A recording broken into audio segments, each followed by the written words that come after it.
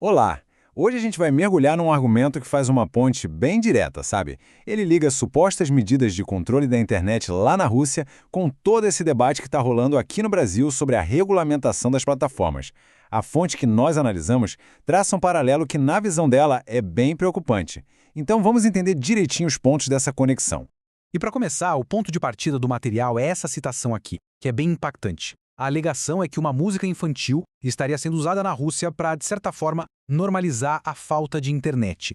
A ideia, segundo essa visão, é que o governo estaria vendendo a desconexão como algo positivo, tipo um retorno a tempos mais simples.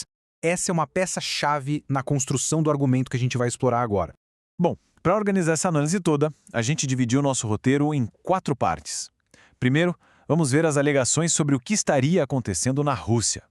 Depois, a gente foca numa ferramenta específica, o tal do aplicativo Max.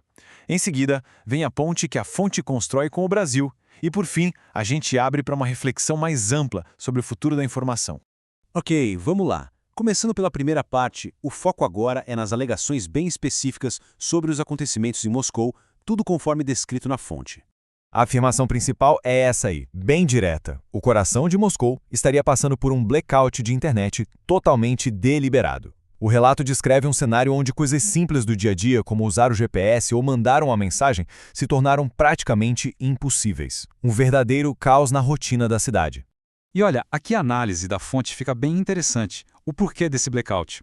A teoria apresentada não é de falha técnica, não. Seria uma medida de segurança extrema para proteger o Putin. O receio, segundo essa linha de raciocínio, é que os celulares dos assessores dele pudessem ser rastreados, sabe?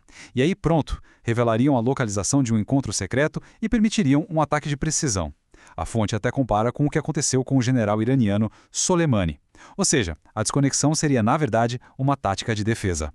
E para sustentar a ideia de que essa situação toda estaria sendo, digamos, normalizada, a fonte aponta para o que ela descreve como propaganda estatal. A alegação é que uma música num programa infantil estaria ensinando as crianças a não ligarem para a falta de internet, incentivando elas a brincar lá fora. Seria, na visão da fonte, uma tentativa de moldar a opinião pública desde cedo. Certo, vamos para a segunda parte. Agora, a fonte aponta para uma ferramenta que seria central nessa estratégia de controle. Um aplicativo de mensagens chamado Max. Vamos dar uma olhada no que seria isso. Esse slide aqui mostra o contraste fundamental que a fonte apresenta entre duas plataformas. De um lado, o Telegram, onde as pessoas teriam autonomia para escolher e seguir os canais que quiserem. Do outro lado, o tal do Max, que é descrito como um ecossistema completamente fechado.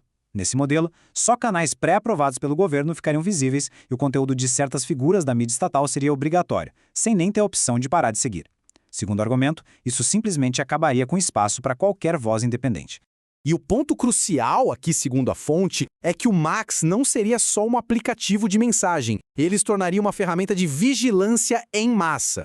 As delegações são bem sérias, privacidade zero, com todas as conversas supostamente monitoradas, detecção de VPNs para impedir que as pessoas burlem os bloqueios e até a capacidade de checar quais outros apps, tipo Twitter ou YouTube, estão instalados no celular. E a estratégia para forçar todo mundo a usar seria, de acordo com o relato, restringir as alternativas, como o Telegram.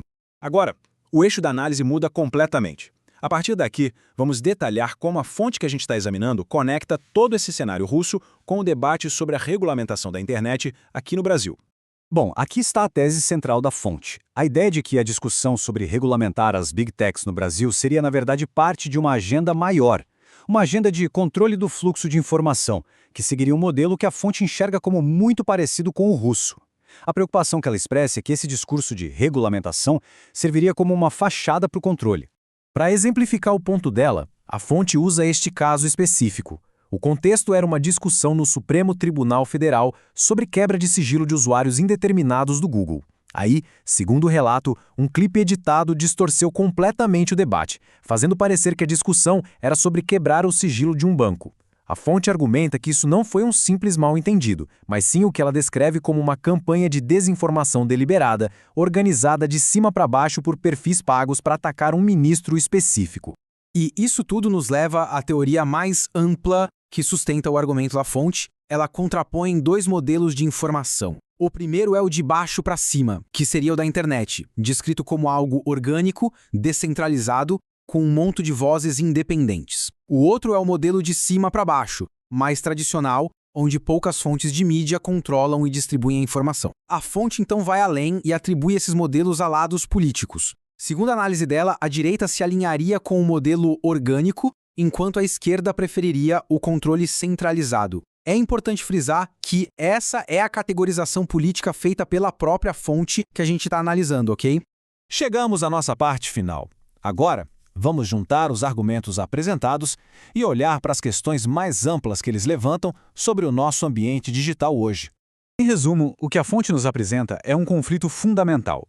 De um lado, a própria arquitetura da internet, que por natureza permite que um monte de vozes apareçam e que o debate seja descentralizado. Do outro, um suposto desejo de alguns governos de restaurar o controle sobre a narrativa pública. Basicamente, tentar aplicar um modelo de cima para baixo num mundo que já funciona de baixo para cima.